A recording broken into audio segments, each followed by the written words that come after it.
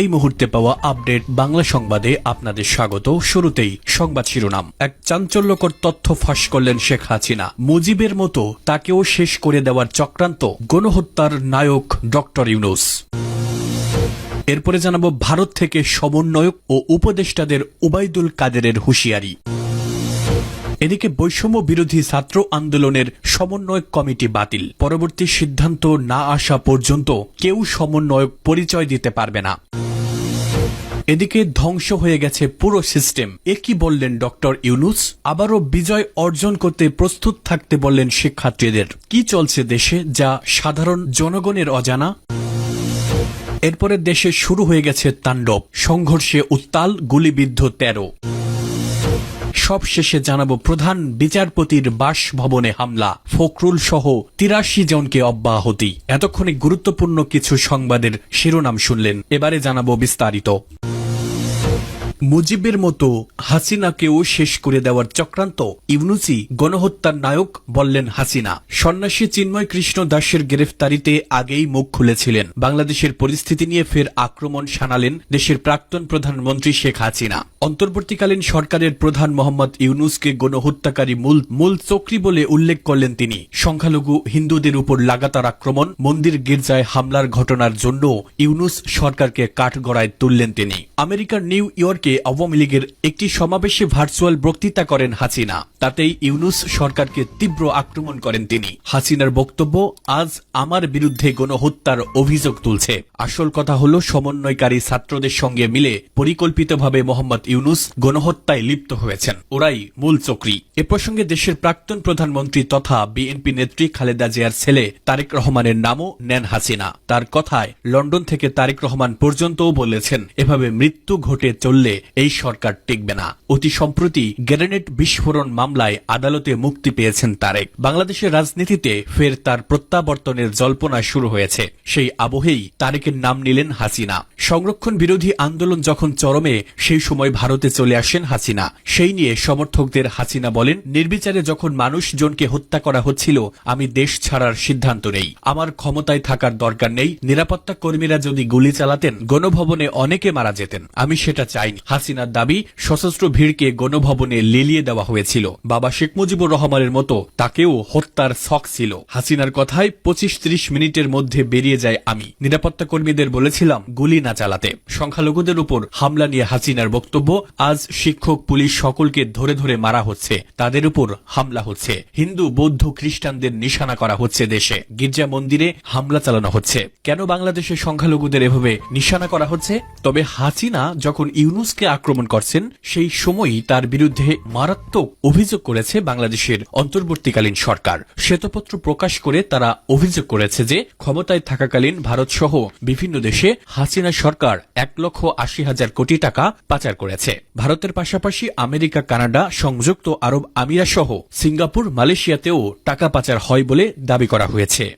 ভারত থেকে সমন্বয়ক ও উপদেষ্টাদের ওবায়দুল কাদেরের হুঁশিয়ারি। অনেকদিন লুকিয়ে থাকার পর ভারত থেকে সমন্বয়ক ও উপদেষ্টাদের কঠিন হুঁশিয়ারি দিলেন ওবায়দুল কাদের। ভাইরাল হয়েছে ভিডিওটি। এখানে সবচেয়ে বেশি ভাইরাল ভিডিওটি ওই প্রতিবেদন প্রকাশ অবধি দেখা হয়েছে প্রায় ৫,৫০,০০০ বারেরও বেশি। এছাড়া ভিডিওটিতে প্রায় ১৯,০০০-এর বেশি পৃথক অ্যাকাউন্ট থেকে প্রতিক্রিয়া দেখানো হয়েছে। পাশাপাশি ভিডিওটি ২,০০০-এর বেশি শেয়ার করা হয়েছে। গত ৫ অগাস্ট ছাত্র জনতার গণ অভ্যুত্থানের মুখে শেখ হাসিনা সরকারের পতনের পর আওয়ামী লীগের সাধারণ সম্পাদক ওবায়দুল কাদেরের অবস্থান নিয়ে নানা কথা শোনা গেলেও বর্তমানে তিনি কোথায় অবস্থান করছেন সে বিষয়ে নিশ্চিত কোনো তথ্য জানা যায়নি। শেখ হাসিনা সরকারের পতনের পর আওয়ামী লীগের একাধিক কেন্দ্রীয় নেতা বিভিন্ন সময়ে গণমাধ্যমে বিবৃতি ও বক্তব্য প্রদান করলেও ওবায়দুল কাদেরকে কোনো বক্তব্য বা বিবৃতি প্রদান করতে এ পর্যন্ত দেখা যায়নি। এরই মধ্যে ভাইরাল হলো এই ভিডিওটি। তবে রিউমার স্ক্যানার টিমের অনুসন্ধানে জানা যায়, প্রচারিত ভিডিওটিতে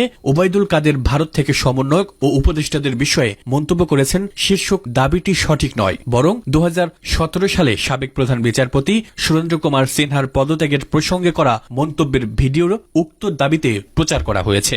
বৈষম্য বিরোধী ছাত্র আন্দোলনের সমন্বয় কমিটি বাতিল। বৈষম্য বিরোধী ছাত্র আন্দোলনের জেলা সমন্বয় কমিটি বাতিল ঘোষণা করেছেন কেন্দ্রীয় সমন্বয়করা। এখন থেকে পরবর্তী কেন্দ্রীয় সিদ্ধান্ত না আসা পর্যন্ত কেউ সমন্বয়ক পরিচয় দিতে পারবেন না। সভায় উপস্থিত ছিলেন বৈষম্য বিরোধী ছাত্র আন্দোলনের কেন্দ্রীয় সমন্বয়ক আসাদুল্লাহ আল গালিব। এছাড়াও উপস্থিত ছিলেন সিলেটের শাহজালাল বিজ্ঞান ও প্রযুক্তি বিশ্ববিদ্যালয়ের কয়েকজন সমন্বয়ক। আসাদুল্লাহ আল গালিব বলেন, মৌলভীবাজারে গঠিত বৈষম্য বিরোধী ছাত্র আন্দোলনের সমন্বয় কমিটি বাতিল ঘোষণা করা হলো। কেন্দ্রীয় সিদ্ধান্ত না আসা পর্যন্ত এই নির্দেশ বহাল থাকবে। অন্তর্বর্তী সরকারের প্রধান উপদেষ্টা অধ্যাপক ডক্টর মোহাম্মদ ইউনুস বলেছেন, দেশের মানুষ ছাত্রদের উপর ভরসা করে। এই বিশ্বাস ধরে রেখো, হাতছাড়া করো না। তোমরা কখনোই আশাহত হবে না। তোমরা অসম্ভবকে সম্ভব করেছো, দেশ বদলে ফেলেছো। তোমরাই পারবে। মানুষের আশা তোমাদের পূরণ করতে হবে। অন্তত সে পথে তোমাদের অগ্রসর হতে হবে। এক বিজয় অর্জন করেছো, আরেক বিজয় আসবে। তোমরা বারবার আমাদের মনে করিয়ে দেবে যেন আমরাই সতর্ক হই, সজাগ হই। মঙ্গলবার সন্ধ্যা 6:30টায় রাষ্ট্রীয় অতিথি ভবন যমুনায় জুলাই গণ অভ্যুত্থানের নেতৃত্ব দেওয়া বৈষম্য বিরোধী ছাত্র আন্দোলনের একটি প্রতিনিধি দলের সঙ্গে মতবিনিময়কালে তিনি একথা বলেন। এ সময় শিক্ষার্থীরা প্রধান উপদেষ্টার কাছে দ্রব্যমূল্যের দাম নিয়ন্ত্রণ, নিহতদের রাষ্ট্রীয় খেতাব দেওয়া, আহতদের সুচিকিৎসার সর্বোচ্চ অগ্রাধিকার দেওয়া এবং জুলাই গণহত্যায় জড়িতদের সর্বোচ্চ শাস্তি নিশ্চিতের জন্য জোর দাবি দিতে বলেন। এছাড়া গণমাধ্যম ও সোশ্যাল মিডিয়ায় সরকারের বিরুদ্ধে অপপ্রচার চলছে বলে উদ্বেগ প্রকাশ করেন শিক্ষার্থীরা। অধ্যাপক ইউনুস আরো বলেন, তোমরা রাষ্ট্রের অভিভাবক, তোমাদের কারণেই রাষ্ট্র। এই ভূমিকা ভুলে যেও না, নিজেদের ভূমিকা ভুলে যেও না। অনেকে এখানে আছে, অনেকেই নেই। যারা নেই তারাও রাষ্ট্রের অভিভাবক। তোমাদের দায়িত্ব আছে রাষ্ট্র যেন ঠিক পথে চলে, যেন বিচ্যুত না হয়। এইটুকু মনে রাখলে রাষ্ট্র ঠিক থাকবে। নিজের অভিভাবকত্ব ভুলে যেও না। সুনামগঞ্জে দুপক্ষের সংঘর্ষে গুলিবিদ্ধ 13। সুনামগঞ্জের ধিরাইয়ে দুপক্ষের সংঘর্ষে 13 জন গুলিবিদ্ধ হয়েছেন। এ ঘটনায় আহত হয়েছেন 30 জন। মঙ্গলবার বিকেলে কুলঞ্জ ইউনিয়নের রাড়িল গ্রামে সংঘর্ষে ঘটনা ঘটে। দিরাই থানার ওসি আব্দুর রাজ্জাক বিষয়টি নিশ্চিত করেছেন। এলাকাবাসী ও পুলিশ সূত্র জানায়, বাড়ইল গ্রামের আনু চৌধুরীর সঙ্গে একই গ্রামের জসিমউদ্দিন চৌধুরী দু গ্রুপের মধ্যে দীর্ঘদিন ধরে বিরোধ চলছে। এ নিয়ে একাধিকবার বন্দুক যুদ্ধের ঘটনা ঘটে। একাধিক মামলা রয়েছে পরস্পরের বিরুদ্ধে। মঙ্গলবার সকালে আনু চৌধুরী করা একটি মামলার তদন্তে যায় দিরাই থানা পুলিশ। মামলার তদন্ত শেষ করে পুলিশ গ্রাম থেকে ফেরার পর উভয় পক্ষের লোকজন সংঘর্ষে জড়িয়ে পড়ে। ঘণ্টাব্যাপী চলে এ সংঘর্ষ। এমএজি ওসমানী মেডিকেল কলেজ হাসপাতালের চিকিৎসক ডাক্তার প্রশান্ত সাগর দাস বলেন, আহতদের শরীরে গুলি আছে বলে মনে হচ্ছে, যা মেডিকেল রিপোর্ট পেলে নিশ্চিত হওয়া যাবে। দিরাই থানার ওসি আব্দুর রাজ্জাক বলেন, অস্ত্র উদ্ধার ও অস্ত্রধারীদের গ্রেপ্তারে অভিযান চলছে।